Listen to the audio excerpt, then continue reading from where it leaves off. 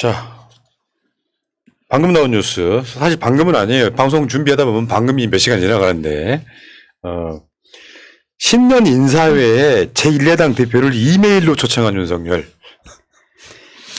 그러니까 초대하기 싫었다는 거죠. 아니, 그러니까 이거 봐봐봐. 나도요. 12월 31일하고 1월 2일 되니까 굉장히 많은 사람들이 저한테 뭐 이렇게 뭐 해피 뉴 이어 보내더라고. 예, 그렇죠. 근데 그 중에 답한 사람은 5명밖에 안 돼요. 몇십 명 중에. 나머지는 뭐였냐면은 전체로 보내는 거 있잖아. 뭐 푸른 나무도 아니야. 이 툭툭 한 자 던져놓으면 답하고 심지 그거랑 똑같은 거예요. 아니, 거기다가 대통령이 신년 인사회를 한다는데, 그러면 최소한 그 정무수석실에서 1, 2주 전에는 각 당 그 비서실에 연락을 해가지고 만나든지 전화통화 하든지 일정 조율을 하고 하는 게 정상적인 절차잖아요. 그 하기 몇 시간 전에 이메일 띡 보내가지고 빨리 통보 달라고 하는 게 말이 됩니까, 그게. 근데 이제 오늘 부산 내려가서 최고위원회의 하는데 이재명 대표가 그 이야기를 기자가 질문을 하니까 저를 오라고 했다고요? 처음 듣는 얘기인데? 반응 좋아. 저를 오라고 했다고요? 표정이 압권이죠. 아니, 저거 연기가 아니에요. 네. 표정 봐. 표정. 네. 저 표정이 뭐냐면 뭐 시벌 저 표정. 그래서 옆에 있는 천준호 비서실장이 답을 해줘요. 22일 날 오후 2시경에 이메일이 접수가 됐대. 그 이메일로 왔는데 2시경에 이메일을 보내놓고 6시까지 답을 해달라고 그랬다는 거야. 왜냐면 8시 이후엔 퇴근해야 되니까 6시까지 보내달라는.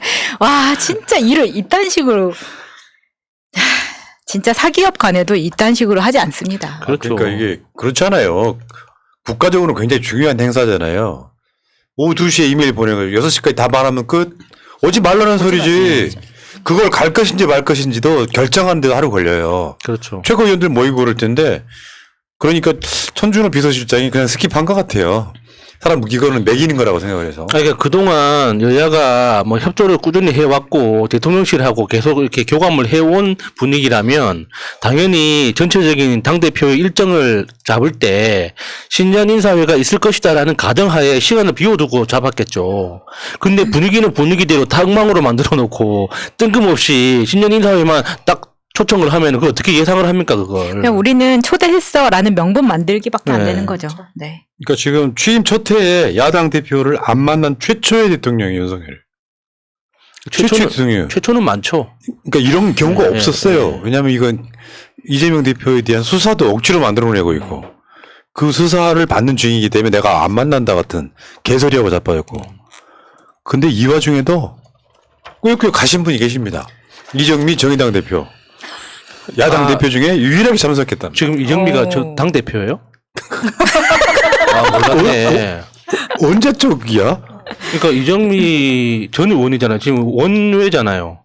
근데 언제 또 당대표가 됐대요? 거기는 진짜 그 회전문 인사 진짜 쩌네, 진짜. 사람이 없는 거지. 네. 뭐 그렇다 치고 나 같으면 안 갔을 것 같거든요. 대통령실에서 이메일이 왔어. 정확히 말하면 행안부로 갑시다. 대통령실에서 이메일이 왔어? 나가야지. 물론 나쁘게 해석하고 싶진 않아요. 그 뒤에 이제 갔다 와서 이정미 대표가 쓴 글도 있고, 대통령과 함께 하는 첫 자리가 해를 넘긴 신년회. 근데 저 같으면 안 갔을 것 같습니다. 굳이 가서 이제 윤석열한테 하고 싶은 말이 있어서 갔다고는 하는데, 뭐 내용은 그래요. 비판을 한 거죠. 비판을 한 건데, 이정미 대표 입장에서는 안 가는 게 훨씬 나았을 수도. 왜냐하면 윤석열이 그 말은 받아들일 인간이에요. 그러니까 그 이정미 대표가 무슨 이야기를 하든지 간에 결국에는 형식이라는 게 중요한 거잖아요. 그러니까 이게 신년 인사회에는 그 정의당 당대표를 포인트로 해서 1대1로 뭐 그 회담하는 자리가 아니라 굉장히 많은 사람들을 초청해놓고 새해가 시작했으니까는 뭐 다 같이 잘해보자 하는 덕담하는 자리인데 거기에서 악수 잠깐 나누면서 이정미 대표가 무슨 이야기를 한들 그게 정치적으로든 그러니까. 실효적으로든 무슨 소용이 있겠습니까? 그게. 아까 뒤에 사진 한번 봐봐요. 그죠? 신년회 보면 뒤에. 그냥 저 중에 원 오브 댐일 뿐이잖아요. 네. 그 야당은 이 정의당이 왔다 이렇게 이미지 없게끔 꼭 그런 식으로 해요. 그저 사진 중에 맨 오른쪽에 있는 사람. 뭐야 이거 그냥 일부 요인 초청해서 완찬한 것도 아니고 그냥 진짜 원 오브 댐이네요. 아니 근데 왜 둘만 마스크를 안 썼어요? 그 사진에 잘 나와야 되니까. 특권 쩔고요. 진짜로 이건 특권 쩔고요. 난 이 부부가 그래서 싫어. 그리고 지금 여기 이 장소가 영비인 거 아니야? 장화대 영비. 그렇게 안 간다더니. 근데 한 번 아유. 써보니까 좋거든. 그리고 돈도 안 들고 예. 돈도 절약되고 하니까. 편하고 좋으니까 계속 가는 거지. 아유, 갑자기 이 뉴스를 보면서 이 뉴스가 생각나는 건 나뿐일까요? 31세 이기영 신상공개 사이코패스 조사. 이기영 집안에서 혈흔 발견. 이수정 사이코패스적 성향. 왜냐하면 사이코패스인지 아닌지 검사를 하고 조사를 하고요. 여죄 다른 사람을 죽인 적이 있나 이런 생각이 들 정도로 저는 이 뉴스가 이거 보면 생각이 나더라고. 진짜 공감력 하나 없는 이런 애들이요. 고시 안 봤으면 어떻게 됐겠어요. 다시 말씀드리지만 사이코패스 성향은 전체 인구 중에 한 3%가 기본적으로 타고난대요. 예. 그중에 어릴 적에 부모로부터 학대받은 사람이 사이코패스 성향이 드러나는데 고모스. 이게 사회적으로 이렇게 뭔가 이렇게 그나마 검사 같은 걸 하지 않았다면 범죄자 성향이 있을 가능성이 되게 높은 인간이에요. 어떻게 정치를 이딴 식으로 합니까? 근데 이제 그 윤석열을 보면 범죄자가 되기는 힘들었을 것 같아요. 겁이 많아가지고. 그러니까 사이코패스들 중에서도 그러니까 지능이 굉장히 뛰어나고, 그러니까 자기가 느끼는 공포심에 대한 인식이 없는 이런 게 복합적으로 돼야지 이제 범죄로 진입할 수가 있게 되는 건데, 윤석열이 정치하는 걸 보면은 겁이 너무 많아요.